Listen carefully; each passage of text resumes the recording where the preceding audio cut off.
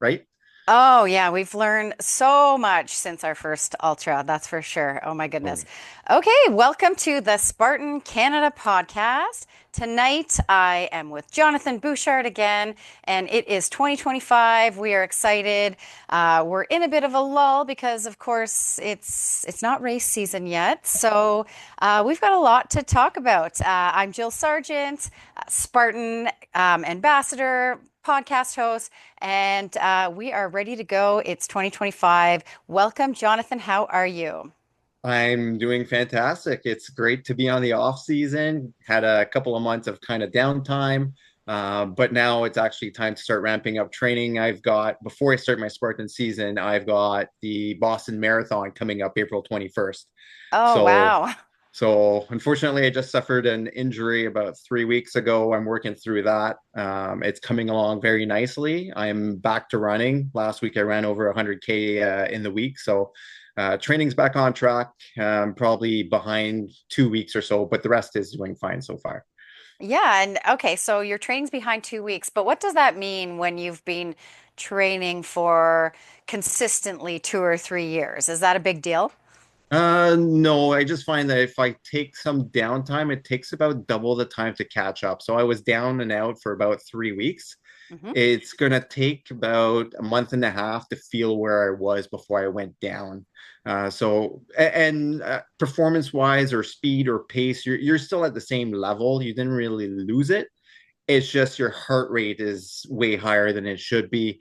You feel more tired from the actual sessions. So it'll take about 6 weeks. So I'm about a week and a half in. I can feel that I'm struggling a little bit more than usual, but I'm still hitting the paces and the speeds I want to hit. So That's um, awesome. And you recently just came back from Greece for that is the Spartan World Championships. I want to talk about that because it is on my bucket list. Let's talk about it. What made you definitely. go, and how long have you been thinking of this? I've been talking about going to Greece when I turned 40 for probably the last 10 years. My wife thought I was a pain in the butt. And then this November, I was in my 40th year. And since I've been talking about it for so long, we pulled the trigger and we went to Greece. My goal at 40 was to have one of my best racing seasons since high school, and I did. Lots of podiums, lots of successes in races. So I figured go big or go home. So the World Trifecta Championships in Greece is kind of the bucket race for everyone who's racing with Spartan nowadays, right? And that was in what month did you complete that in? Yeah, the races were between November 1st and November 3rd of this year.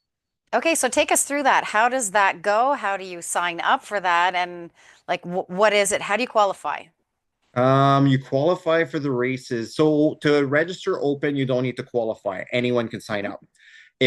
And they still had, even though we were competitive here in Canada, they still had the separation of age group categories and elite Mhm. categories in Europe. So they're different a little bit that way. So to register for age group, you would have had to complete a trifecta in Canada to be able to sign up as an age group competitor. Mhm. To be able to sign up in Greece. So you had to complete a sprint, a super, and a beast or an ultra within the 2024 race season. And then it gave you permission to sign up for the World Championships. If you wanted to register in elites, you had to have a podium elite anytime in your season, Mhm. which fortunately I did have this year in the Spartan Trail Race. I came in first Nice. overall. Nice. I still know my limitations and I am 40 years old. At the elite level, I didn't feel like I was a contender. At this point, there's no way that I would be competing with 25, 26-year olds who do this as a job. So I registered as an age group competitor this year. Okay, so let's get into that. It sounds like the caliber of competition was quite high. So tell me about that. So the elite category, were there any racers that you had heard of or that you knew before that were at the venue? I find that the field was quite different this year compared to previous year, but Gregory, I think it's Basilico from Europe. He just crushed all three races. He won last year. He had actually beat out Ryan Atkins last year. Hmm. He participated again this year and he just demolished the competition. Actually, he lost the first race. He came in second, and then the second and third races he won. And then what they do is at the end of all three races, they accumulate all your time to do the final standings, and that's how you podium or not. So overall, he Oh, came in first. so that's kind of interesting because you could have a really, really long beast, and that could put you out of it really messes up the times, right? It's not like graded as 5K gets this many 100%. points or anything. So you're really, even if you're in first place, you're trying to go really, really, really fast then. You're trying to hammer it as fast as you can. Yes. And so what was your competition like? I know So, really well that you are, I well, would say you're about a 95%, 95 to 100% podium placer. Not always first, but usually you're in there on the weekend at least once. So knowing that as a Canadian, yeah. what was the field like when you got to Greece for the 40 plus category? 40 to 45 is, yes, So or 44. same as in Canada. The field of 40 to 44 was the strongest one. So our field was running faster than the 25 to 30s and so on. So once again, I was jammed up in the most competitive field. I guess when we get older, we get more serious about our running. Super fast field. On day one, I had an expectation of trying. The goal was to try to podium at least once, third place in my age category. I would have Hmm. been super happy with it. So day one, race number one started. I was in first place for about 3.5 kilometers for the first race, and I knew it was 7 kilometers. And same as in Canada, I started fast. I took the lead. However, my competition, I had about 10 guys that were right behind me. And then in Canada, I would say a kilometer and a half, we start to pull back the pace a little bit. And then we Hmm. just kind of we set the pace and then we slow down a bit. Well, in Sparta, Greece, they No. didn't pull back the pace. So after about 3.5, I did pull back the pace because my heart rate was really high. I was like 176 at that point. So Hmm. that's a little too high for that point in the race. So I pulled back a bit. And they just kept on going. So for the sprint, it was a lesson in humility. Hmm. The guys just went out. They just didn't stop. It was a very fast race. The sprint, which I have historically been good in Canada, I've podium first place in all the sprints I've done last season. Congratulations. I can't. Thank you. Oh I came in, if I don't recall, because I know my standing with the three races. If I recall, I came in 38th uh, my for goodness. So, for the sprint itself. oh my gosh, that really tells you that there's a lot of people still racing at a high caliber because anyone who has raced with you knows that you're fast. You're very fast. So it's not like Yeah. you're doing a 6 minute kilometer or something like that. No, It's I like a was three and a half on. minute kilometer probably for a sprint for Uh, you. So. so on day one on the sprint for the first 3.5 kilometers, I was running at 3:15 per kilometer. Mhm. It was an all out. I'm like, I don't even run marathons at that speed. I'm more of a 3:45 pace. So there was the push from the actual venue and the race and the nostalgia. But Yeah. yeah, it was super fast.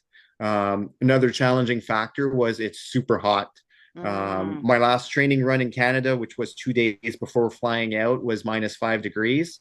Oh Got to boy. Greece, and day one, you're like, oh yeah, you get to sleep in. The race is at 12:30. Perfect.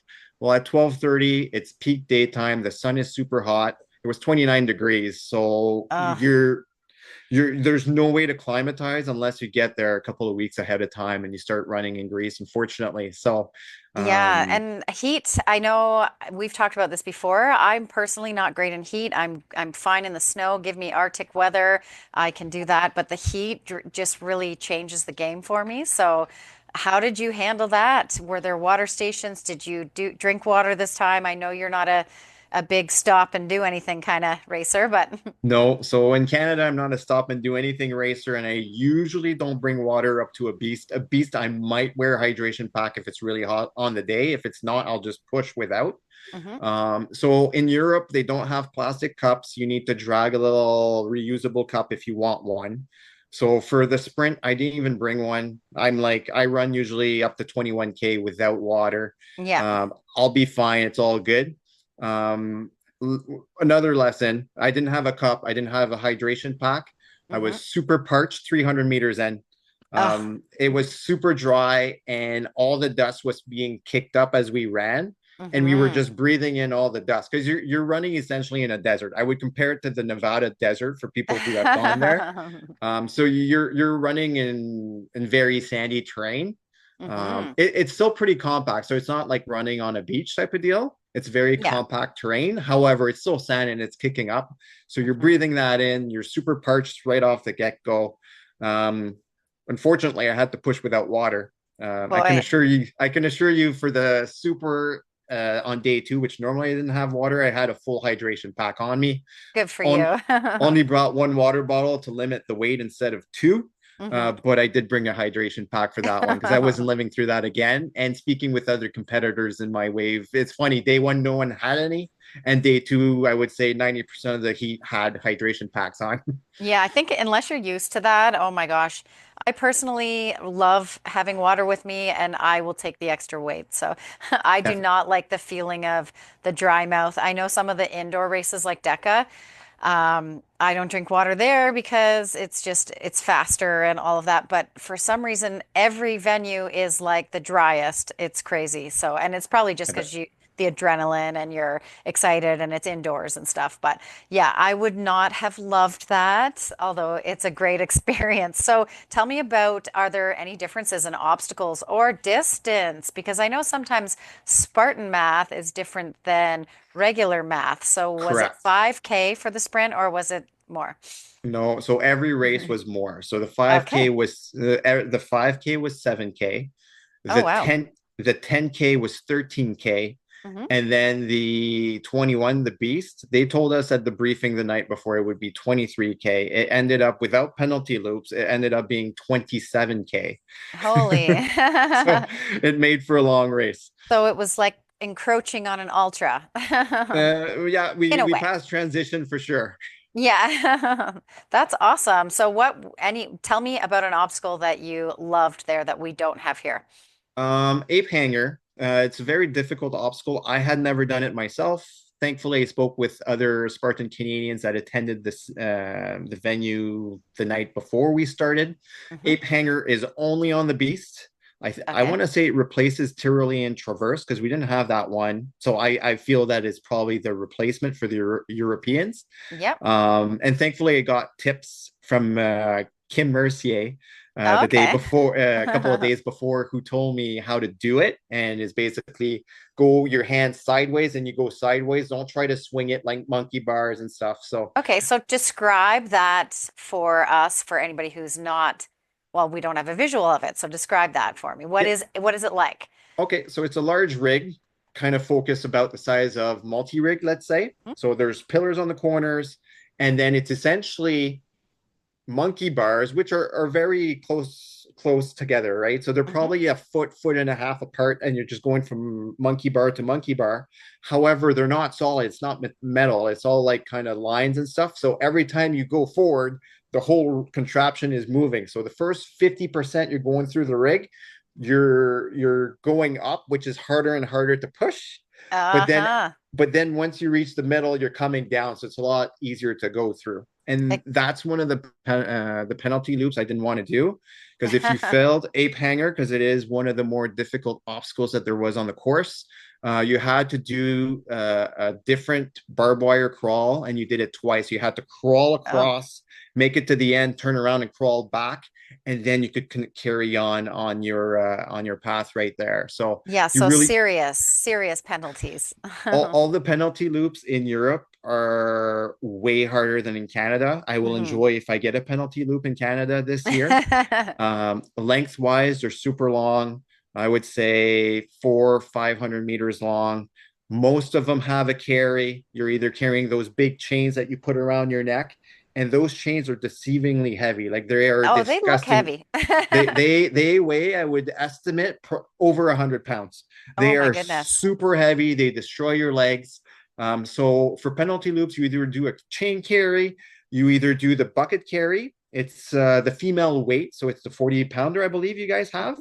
But you still got to run. You do your penalty loop, which is a good distance, way longer than our penalty loops, and you're carrying that bucket at the same time. Once again, there's attrition on your legs, so there's a motivator not to fail your obstacles because you're going to work way harder to kind of catch up. Yeah. um, Oh my gosh. Yeah, every absolutely. obstacle is way tougher than what we do in Canada. Hmm. All the, let's say, the carries, the sandbag, the bucket carry, super long. They're a kilometer each. Oh It's my it's goodness. so instead of our little 200-meter circuit, no, it's a kilometer long.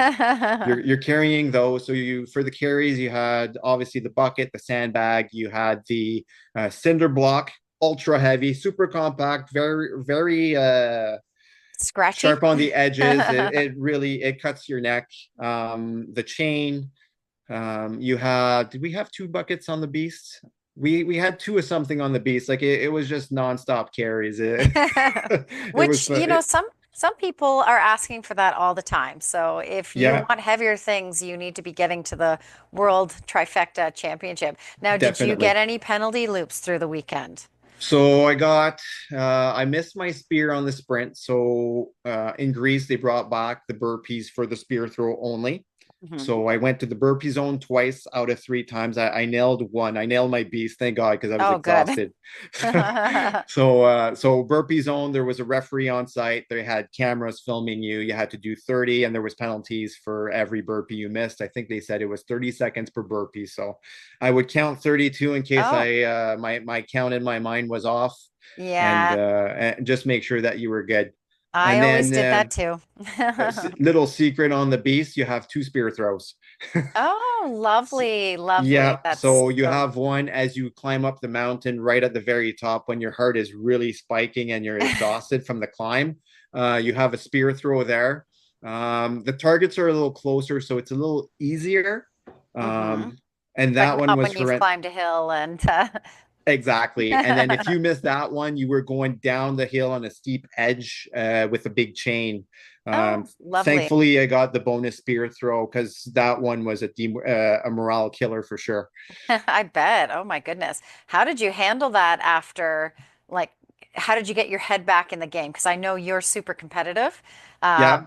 Yeah, how did Yeah. you get back in the game? So after day one, coming in 30th in my age group, I'm like, okay, podiums are not an option right now. So I turned it into I'm just gonna have fun here. Still Hmm. competitive, but I'm gonna have fun with this. And like I remember during the beast for a good couple of kilometers, I'm like, I can't believe I'm running in Sparta, Greece right now. I'm in olive Yes. groves and there's beautiful mountains there's mountains everywhere. If someone thinks Greece is flat, they couldn't be more wrong. There's literally high mountains everywhere. It makes Blue Mountain look like a little ski hill. Yes, it um, would. Basically where they do their races is the flattest part of Sparta. Thank But goodness it's flat after all the things you've described, right? yeah, yeah, the only time we really went up is on the beast. Obviously they bring us out far in the countryside. That's actually where I personally excelled. My background from, Yeah. I guess, our races in Canada. Hmm. I on the first up, I must have crushed 20 people in my age group that were ahead of me, and the Europeans didn't seem to want to run those uphills. They were walking and they looked like they were dying, and I was just running them.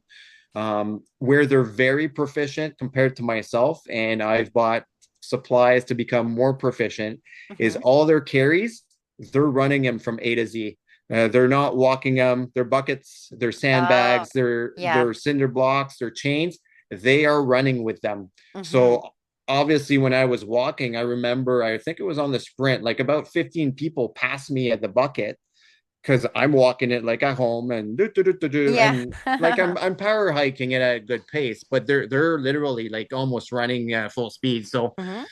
after day one, realizing that you need to run those, I did a lot more running on day two and day three, and it showed on the result as well. Oh, good. Did you bump Day, yourself up?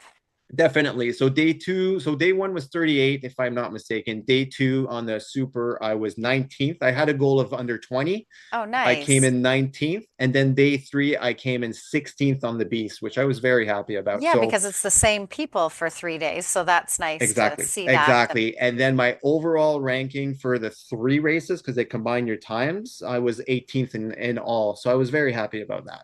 that's incredible, because it's a big deal. It's a big race, and it's not just the group of Canadians that you're normally racing with.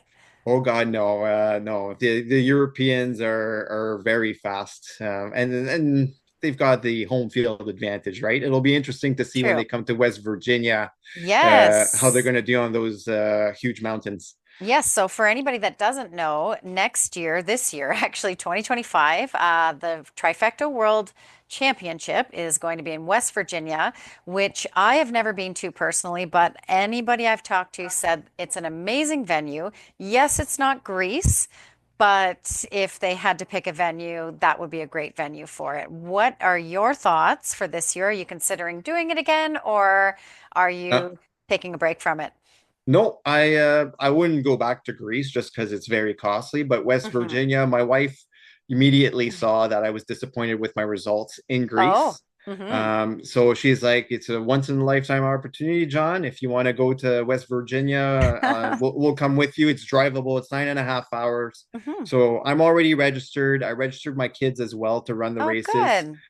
So we're gonna make it a family trip, and we are going to West Virginia for the championships. Oh, that's great. So, that being said, what are you going to change this year? Is your training changing, or what changes So are you making? well, now we're going back to a mountain heavy focus, right? I've got Yes.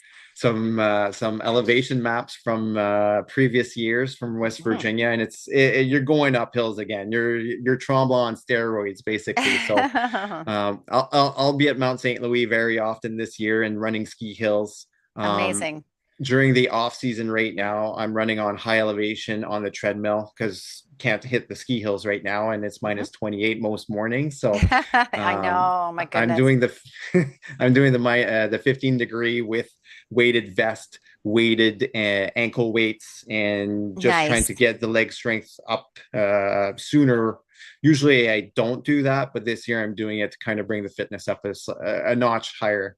You know what's interesting? That's on my 2025 list is West Virginia, the Trifecta Championships too, because as you said, it's pretty convenient being 9 hours away. That to me doesn't count as a trip. It's just a drive, right? So, Exactly. but I'm also this year I did a little bit more rucking with Spartan Deca, Yep. and I want to do the Spartan Deca Championship in all ruck distances. So I'm thinking this is going to fit really, really nicely.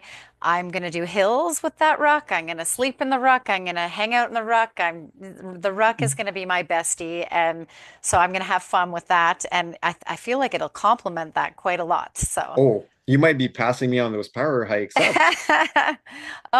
you know what? I'm a downhill runner. I just say to myself going up the hill, it's okay. It's okay. You're gonna kill it on the downhill. Yeah. This year, personally, I did by the last race at Blue Mountain, my running up hills was amazing. So I not only was doing great uphill, but I was also doing my regular ridiculous downhill running. That's amazing. Yeah, I enjoy. I like it's adrenaline, right? Oh yeah. So, but that's great. Do you have any goals in mind for placement or for the championships next year? Well, I'll be a little bit more realistic. Maybe not top three in this age category yet. Maybe when I'm in my 50s. I want to be top 10 this time around. So that's kind of what I'm aiming for. It's so hard though because okay, so you're 40 to 44, and that's Yep. quite a challenging category. It was when I did it. I'm 45 to 49, and people are still good there. I think it's And because we all started at the same time, right? And we're just evolving together. So we're always stuck with the same group of people. So yeah, and probably by the anybody, time I make it to yeah. 50 to 55, it'll be the same guys running anyways. I know, and you'll be like, "What? When do I get a break here?" No, just kidding. We don't really want breaks. But No, it no, is no. We want fascinating. people to push us. I bet when did you see any people in other age categories that inspired you? Unfortunately, when I did my races, we left fairly early in the heats. Mm-hmm. By the time Because it I'd was be too hot. because it was too hot, they would make us leave fairly quick, and each wave was every 5 minutes, I believe, from the start line. Mm-hmm. So all the competitive racers were gone way before I even came back. And then even the open heats were done, so there was no more leaving heats. And then Okay. to be quite frank, you had heat exhaustion at the end of Oh the yeah. race. So I would wait for a few people from Canada to congratulate them on their race. Like I knew Juan Carlos was always not too far behind me because he crushed it this Oh time yeah. around. Let's So I go, would Juan wait for Carlos. him. He was our team captain, and I just wanted to congratulate him Hmm. on his successes. And Uh, Kim, I think, was a co-captain, Kim LeBrun. yeah, she was the co-captain on the female side of things, which she did Yeah. fantastic as well. So So that's another interesting point to talk about. There's a bit of a Team Canada scenario that happens. We get team captains, and there's a parade. Tell me a little bit about that. What is the role of the team captain, and what's the parade like? yeah, so on the Thursday night, you have the Parade of Nations in the main square in Sparta, where registration and all that is. There's a humongous stage, and it's essentially a big party, loud music, big speakers. We had a speech from Joe DeCina himself, Mhm. from the president of Spartan Europe. You got a few speeches, and then you do the Parade of Nations. They call all the team captains. They're provided a huge flag for our country, and then all the team captains go on the stage. They take pictures, and then they march down, and then the respective team follows those captains. So then Team Canada follows Juan Carlos and Kim, and then first of all, you see who all is in Team Canada at that point for sure, That's and then fun. you, and then you march from the square. You march up to the Statue of Leonidas, which I would say is about a kilometer away ish. Hmm. And then you go on the stage. They take pictures over there from the Sportograph Sports Group, and then uh, and then there's a massive party if you're younger and you want to party. So If you we can went stay up all home. night and race Yeah, the next day. we went back to our Airbnb to rest up. Yeah, I know you are a very early sleeper on race days and regular days too. Yeah, Because just before we got on this podcast, you were saying that you were getting up before work to do how many kilometers tomorrow morning? tomorrow's just a short run. It's 8 kilometers because I work at 5:30. So I'll be up at 3:40 a.m. to run. Oh my goodness. And he's going outside and where we are, because Jonathan and I just happen to live kind of close together, about 20 minutes away from each other. It's been like close to -20 all week up here. So we're up north Yeah. near Aurelia area. So Yeah, yeah, it's freezing right now. It's not pleasant. you're going to get the loveliest of the loveliest weather, but that's what you do when you're training for Spartans. You do things that are painful and that hurt and then you Yeah. wear a ruck doing them and Yeah. And then it makes your mindset harder. So when you are suffering during the ultra, it kind of all this training in the cold kind of helps you kind of just push through it. Yeah, absolutely. And if you run in the snow and there's sand, that could be helpful too. Yeah, kind of.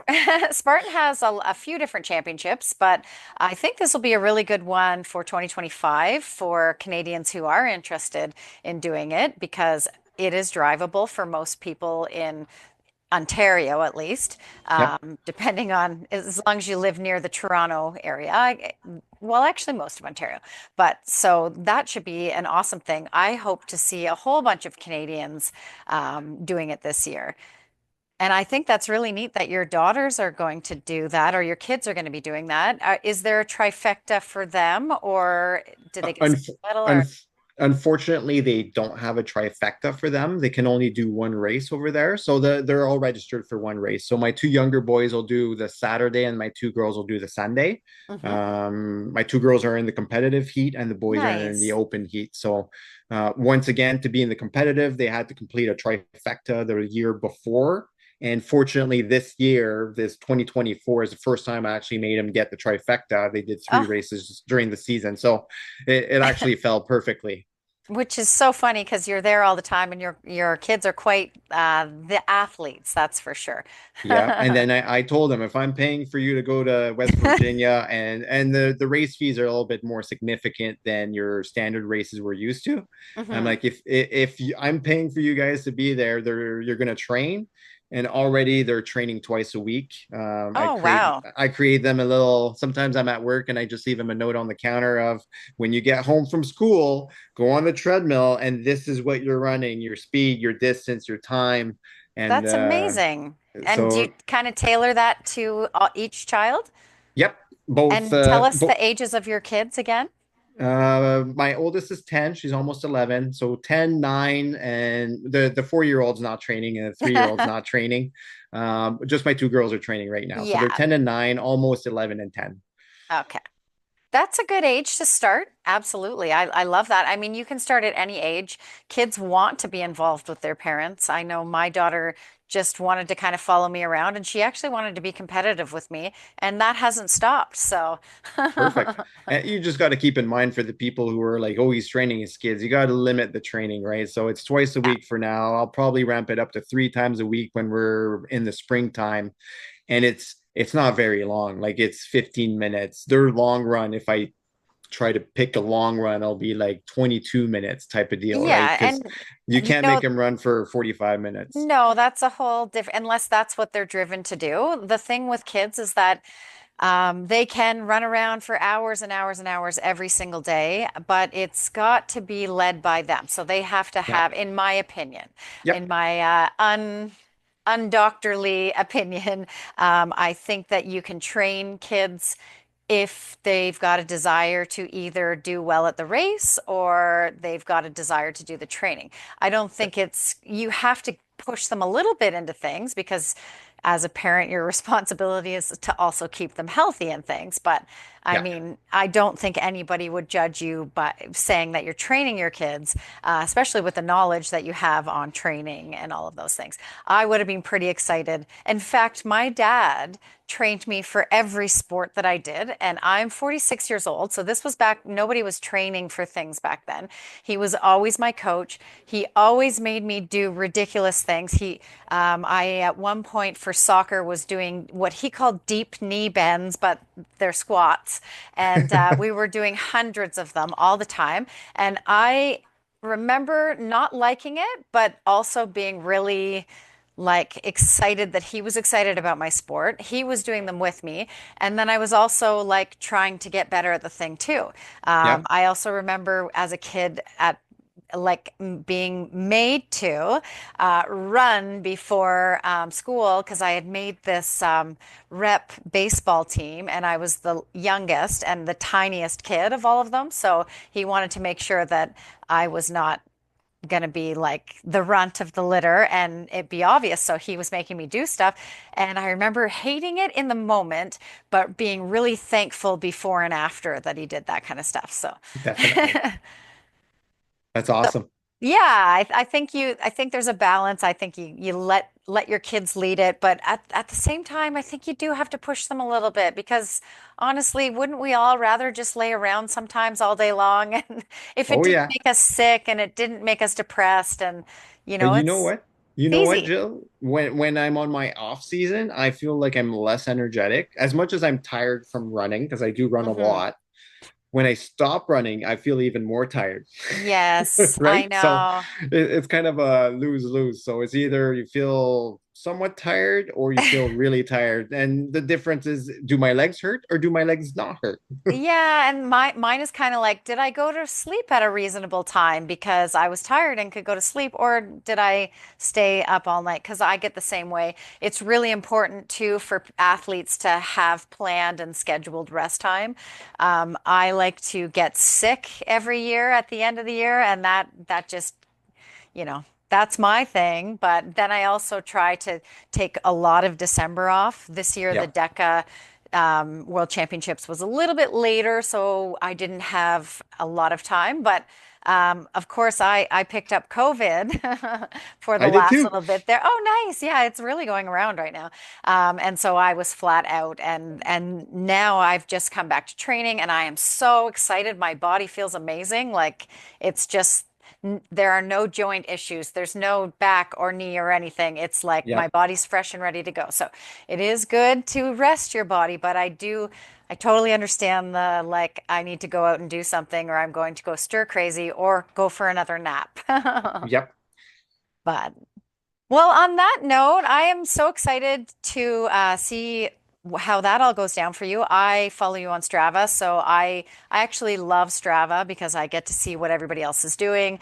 That totally inspires me. So I follow Jonathan on Strava, and I'm excited to see what you do this year, especially with the championships. And you're going to have to give me some pointers and tips. And I know a few other Canadians that are going, so maybe we should organize a little group or something Oh, definitely. to talk about it Oh ahead of yeah, the we should championships. do kind of a teams meeting and just discuss. I feel like I've learned a lot of valuable info in Sparta. I Hmm. assume they're going to throw kind of similar curveballs for us. Like the obstacles are all on hard mode. You remember when we had the Yeah. national series and Ryan Hmm. Atkins was there in Blue Mountain? Like maybe I'm gonna say 21, 20, 22. 20. I think it was 21, where Hmm. like multi-rig was super hard, right? You had Oh the yeah, the hoops, grip, and then the you had grip. the bar, and then you had the ropes type of deal. So they Hmm. have those, and then let's say the monkey bars, it's one low bar, like lower than what you're used to, then one ultra high bar, and then you're Okay. falling back down to a one low bar, and up and down. And every day they change the design. So if you come to the monkey bars thinking, okay, I know exactly what I'm doing, well, guess what? They changed the whole configuration for the next race. Oh my So goodness. keeps you guessing. Okay, I like that, but that tells me that there's some extra training to be had, or just do it and then know what it's like and do it again. You know what? Those penalty loops are the motivator. Just get her done. Yeah, that's true. That's true. Sometimes you do make a choice when you're tired, especially when you're a runner. But Joe, I've heard Joe say multiple times that he is bringing burpees back for the spear this year. So, Yeah. So I've already got a plan to build a spear throw target. hmm. So as soon as spring hits, I'm gonna go to Home Depot, buy some wood, build that up. Because Nice. missing those spear throws is basically a podium. Races are usually divided by less than 2 minutes from first Yeah. place to fourth place. So, and it depends who misses the spear. So Yeah. burpees take a good 2 to 2.5 minutes to do. Oh my, yeah. Um, right. So it costs you a podium if you miss. So I will be practicing my spear throw uh, very, very much. And that actually works because I practice my spear all the time and I killed my spear this year. But I say that now and next year I'll be still practicing and I'm sure, go the other way because, I like doing burpees. Well, you have a better spear ratio than I do. So I do. So hopefully I'm going to just practice more actually. I like to just run around, like run and then throw the spear and then I'll do burpees or something first. So I'm out of breath and then throw the spear because you want to simulate the panic. yeah. But you can't have the race panic. So we've got to think of a way to get an actual panic or something behind you. Maybe your wife can be gonna dunk a bottle of water on your head or something like that, or I don't know. We'll come up with something for Nice. panicking. I'm sure the kids would have some good ideas. Oh, 100% they will. Awesome. Well, I'm excited for 2025. I like this time of year because it's a rebuild time, but I also like writing out my goals and writing out what races I want to do. It kind of looks really nice on the calendar. So it's a fun time. And then it seems like it's super long till the first race. And then as soon as we Yeah. start racing, it seems like we're racing continuously. So, Yeah, it sometimes it feels like back to back. So this year I'm actually pulling back a bit on additional races. So mhm. I'm going to do all the Spartan races in Eastern Canada, but then like I dropped the Five Peaks races, which I did five last year. I felt like I was always in race mode, and then recovery week, and then oh, I'm tapering again because I have another race. I didn't feel like I could get back into a proper training Training. cycle. And Hmm. then slowly but surely, as much as you're always racing, I found that my fitness dropped. Hmm. It wasn't where it should be. So this year I'm doing all my Spartans. I am doing one other ultra race just because. Yeah. But besides that, I'm limiting the amount of races I'm doing because I want to focus on giving the best that I have to give for each and every race instead. That is awesome. Well, I think that's a great way to end our podcast tonight. I know we're going to have more time with you this year. We talked about that. We're going to bring on lots of reoccurring guests because everyone's got lots of stuff to talk about. So happy New Year, and I look Same forward to to you, Jill. 2025. All right, Awesome. I'll see you around.